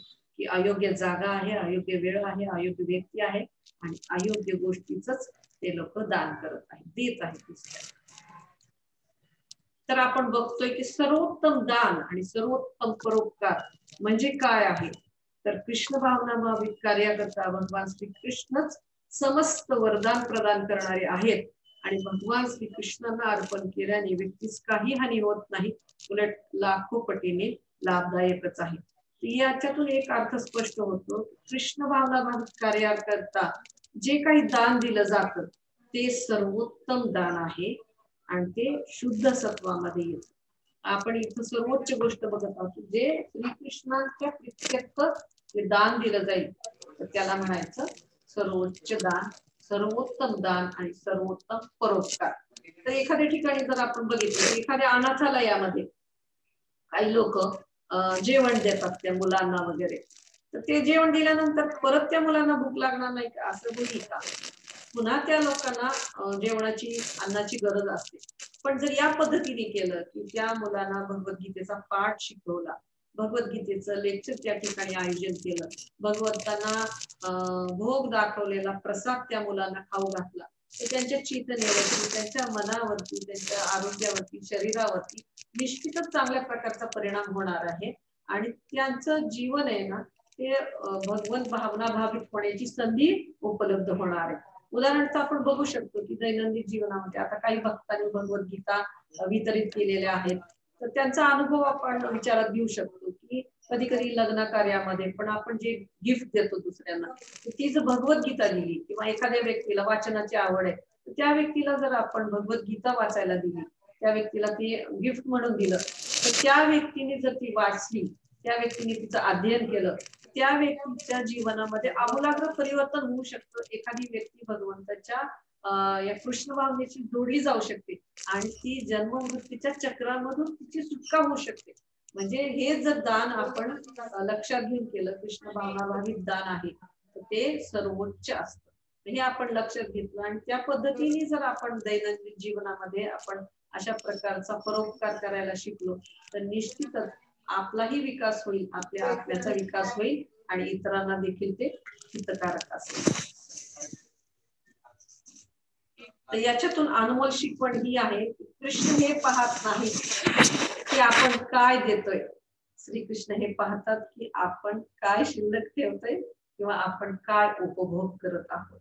तर हे आपण लक्षात घ्यायला पाहिजे की भगवंतानी जे काही दिलंय ते आपण स्वतःच खरं बघायला गेलं तर काहीच नाही, पण भगवंतांची कृतज्ञ राहून जे काही मला मिळालंय त्याच्यामधली काही टक्केवारी तरी आपण भगवंताच्या सेवेमध्ये लागली पाहिजे, जेणेकरून लक्ष्मीला जर भगवंताच्या सेवेमध्ये आपण लावलं तर आपली लक्ष्मी शुद्ध होते, आपल्यावरती त्याचा चांगला परिणाम होत असतो.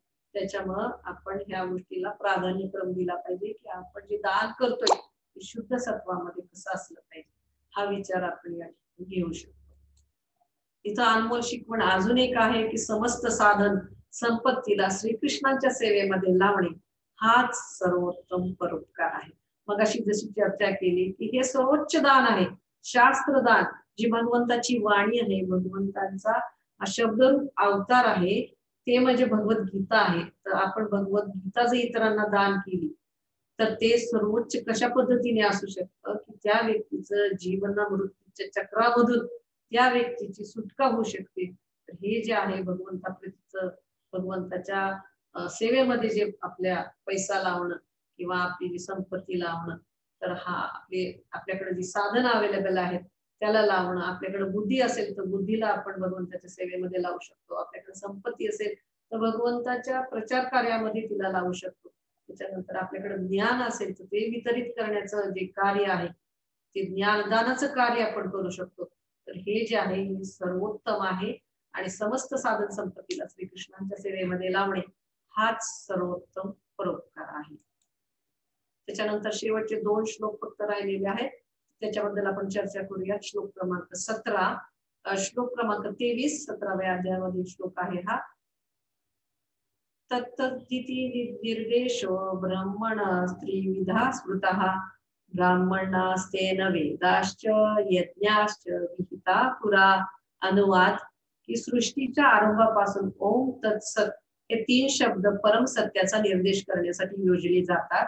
वेदोक्त मंत्राचे उच्चारण करताना आणि परब्रह्माच्या संतुष्टी यज्ञ करताना ब्राह्मण या निर्देशांचा उपयोग करीत असत. तर आपण बघतोय की ओम तत्सत याचा अर्थ डिटेल मध्ये या भगवद्गीतेमध्ये दिलेला आहे. निष्कर्ष हा आहे की ओम तत्सतचे महत्व आपल्याला या ठिकाणी भगवंत सांगत आहेत आणि त्याचं चेतना कार्य काय आहे आणि कशासाठी आपण हे करणार आहोत तर ते डिटेल मध्ये या 2 श्लोकामध्ये भगवंतांनी सांगितलेलं आहे की ओम तत्सतचं महत्व काय आहे. तर ओम तत्सतचे महत्व हे आहे की ओमचा अर्थ आपण आधी बघूयात की ओम तत्सत असे महत्व. ओम चा अर्थ आहे की विष्णू परमात्माचे स्मरण करणे. त्याच्यानंतर तत्चा अर्थ असा आहे की मुक्तीच्या हेतूने कृतज्ञ भावनेने केलेले कार्य. सतचा अर्थ आहे की भगवान आणि भक्तांची सेवा.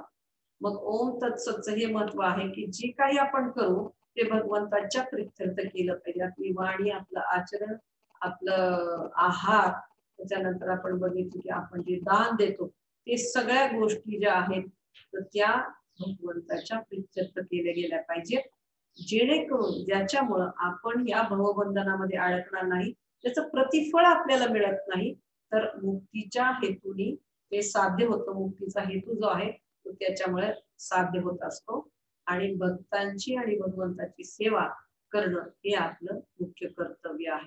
तर हे ओम तत्सत या जे शब्द आहेत त्या शब्दांचं अतिशय महत्व आहे. तर हा जो श्लोक आहे तो शेवटचा श्लोक आहे. तर याच्यामध्ये भगवंत असं सांगतायत की अश्रद्धया तम तत्तम तपस्तप्तम कृतम च यत् असदित्युच्यते पार्थ न च तत्प्रेतनो यः. अर्थात परमेश्वरावरील श्रद्धेविना यज्ञ, दान किंवा तप म्हणून जे काही केले जाते ते अनित्यच होय, अशा कर्माला असत म्हटले जाते आणि ते या जन्मी तसेच पुढील जन्मी व्यर्थच ठरते. तर भगवंतांना जो प्रश्न अर्जुनाने विचारला होता की श्रद्धेशिवाय जे काही लोक आचरण करतात ते कुठल्या स्थितीमध्ये असतात, त्यांची स्थिती काय प्रकारची असते, त्याचा परिणाम काय होत असतो.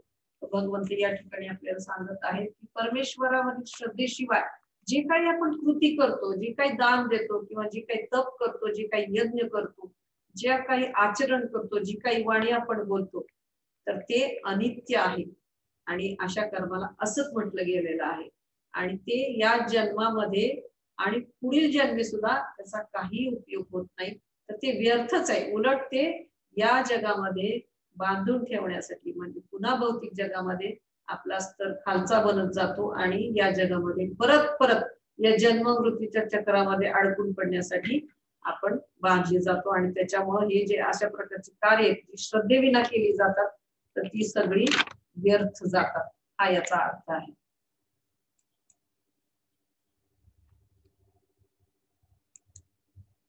तर आपण सारांशामध्ये बघूयात की आपण या अध्यायामध्ये की श्रद्धात्रय विभाग योग या अध्यायामध्ये आपण काय काय पाहिलं.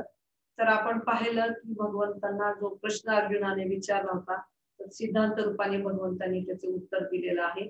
त्याच्यानंतर गुणांच्या आधारावर सत्वगुण, रजगुण आणि तमोगुणाच्या आधारावरती या सगळ्या जीवनातल्या विविध पैलूंचं त्यांनी स्पष्टीकरण दिलेलं आहे. तर जीवनातले विविध पैलू आपण बघितले. आहार कसा असायला पाहिजे किंवा आहार कोणत्या प्रकारचा असला की त्याला रजोगुणी आहार म्हणतात किंवा तमोगुणी किंवा सत्वगुणी आहार. आणि शुद्ध सत्वातला आहार आपण पाहिला. सर्वोच्च गोष्ट कोणती आहारामधली की प्रसादाचं सेवन करणं हा सर्वोच्च आहार आहे, शुद्ध सत्वामध्ये येतो. त्याच्यानंतर दान आपण पाहिलं की शुद्ध सत्वामधलं दान म्हणजे भगवंताच्या प्रित्यर्थ किंवा भगवंताच्या सेवेप्रित्यर्थ दान दिलं जातं. कर्तव्य भावनेने प्रेमापोटी जे दान केलं जातं त्याला म्हणायचं की शुद्ध सत्वामधील दान. त्याच्यानंतर पूजन पाहिलं आपण की शुद्ध सत्वामधलं पूजन म्हणजे भगवंताची पूजन ही सर्वोच्च गोष्ट आहे. त्याच्यानंतर यज्ञ आपण पाहिलं की नामजप यज्ञ, हरे कृष्णा कृष्णा कृष्णा हरे हरे, हरे राम हरे राम राम हरे हरे, हा जो महामंत्र आहे, हा जो जपयज्ञ आहे तो सर्वोच्च आहे. त्याच्यानंतर आचरण कसं असायला हवं, ते कशा पद्धतीचं असायला पाहिजे, कृष्ण भावना भावित आचरण ही सर्वोच्च गोष्ट आहे, ती सर्वोच्च विधी आहे. भक्तिमय सेवा करणं हा सर्वोच्च एक गुण आहे. कृष्ण भावना भावित होणं हे प्रत्येक जीवासाठी किती आवश्यक आहे. त्याच्यानंतर मन आपलं शुद्ध सत्वामध्ये कशा पद्धतीने राहू शकतं की मनाला आपण कृष्णाच्या सेवेमध्ये नियुक्त केल्यानंतर. त्याच्यानंतर आपली वाणी कशी असायला पाहिजे की इतरांचा साठी हितकारक, भगवंताबद्दलच्या भगवंताच्या यशाचं भगवंताच्या लीलांचं गुणगान आपण केलं पाहिजे. भक्तांची भक्तिमय सेवा आपण केली पाहिजे ज्याच्यामुळे आपली वाणी देखील शुद्ध व्हायला मदत होते, शुद्ध सत्वामध्ये येते. त्याच्यानंतर आपण पाहिलं की निष्कर्षामध्ये आपण पाहिलं की ओम तत्सतचे महत्व बघितलं. त्याच्यानंतर त्याचा अर्थ आपण पाहिला की सर्व काही भगवंताच्या सेवेमध्ये नियुक्त करणं. आणि त्याच्यानंतर आपण पाहिलं की त्याच्यामुळे चेतना आपली कशा प्रकारची बनते आणि तिचं काय महत्व आहे आणि ते कशासाठी केलं पाहिजे. तर ह्या अध्यायाचा जो सारांश आहे तो असा आहे की हा जो 17वा अध्याय आहे श्रद्धात्रय विभाग योग, याचा सारांश हा आहे यशप्राप्ती करण्याकरता मनुष्याने सर्वप्रथम योग्य अशा प्रामाणिक आध्यात्मिक गुरुचा स्वीकार केला पाहिजे, त्यांची आपण शरण घेतली पाहिजे. त्यावेळी भगवंताच्या श्रद्धेची प्राप्ती आपल्याला होऊ शकते. आणि ही श्रद्धा कालांतराने जसं जसं आपण मार्गदर्शन घेत जाऊ त्याप्रमाणे आपण आचरण करत जाऊ तर ही श्रद्धा कालांतराने परिपक्व होते आणि तीच मग भगवंताच्या प्रेमामध्ये परिवर्तित होते. तर यासाठी मनुष्याने कृष्ण भावनेचा स्वीकार केला पाहिजे. तर हे भगवंतांना केंद्रस्थानी ठेवून आपण आपलं आध्यात्मिक जीवन जेव्हा व्यतीत करू त्यावेळेला मग आपण सर्वोच्च गोष्ट जी जीवनाची सर्वोच्च प्राप्ती आहे, सर्वोच्च सिद्धी आहे, कृष्ण प्रेम, ते आपण प्राप्त करू शकतो. तर सर्वांना खूप खूप धन्यवाद. सर्वांनी वेळ काढून हा जो अध्याय आहे श्रद्धात्रय विभाग योग भगवद्गीतेमधील अतिशय महत्वाचा अध्याय आपण आज पूर्ण केलेला आहे. तर सर्वांनी इतकं वेळ दिला आणि श्रवण करण्यासाठी प्रयत्न केला. तर या ठिकाणी मला फक्त एक प्रश्न सगळ्यांना विचारायची इच्छा आहे. जर समजा एका सेकंदासाठी असं आपण समजूया की भगवंत तुमच्या शेजारी बसलेले आहेत तुम्ही झोपलेल्या अवस्थेमध्ये असाल, बसलेल्या अवस्थेमध्ये असाल, आडवे झालेल्या अवस्थेमध्ये असाल, भगवंत तुमच्या शेजारी आहेत. हे क्षणभर जरी तुमच्या मनामध्ये आलं तरी आपलं बोलणं बदलेल, आपली वाणी बदलेल, आपलं आचरण बदलेल. आपल्याला वाटेल की भगवंत इथं उपस्थित आहेत. आपण कशा पद्धतीने बोललं पाहिजे, कशा पद्धतीने आपण विचार केला पाहिजे, कशा पद्धतीने व्यक्त व्हायला पाहिजे. तर भगवंत आपल्या शेजारीच नाहीत, तर आपल्या हृदयामध्ये स्थित आहेत. हे आपण बघितलेलं आहे की परमात्मा रूपाने प्रत्येकाच्या ठाई, प्रत्येकाच्या हृदयामध्ये भगवंत उपस्थित आहेत. त्याच्यानंतर हा जेव्हा विचार आपण करू तेव्हा आपलं जीवन खऱ्या अर्थाने कृष्ण भावना भावित होईल, जे प्रभुपादांना अपेक्षित आहे. तर हरे कृष्णा, सर्वांना खूप खूप धन्यवाद. तर कोणाला काही प्रश्न विचारायचे असतील तर कृपया आपण ते विचारू शकता. मी माझ्या परीने आपल्याला उत्तर देण्याचा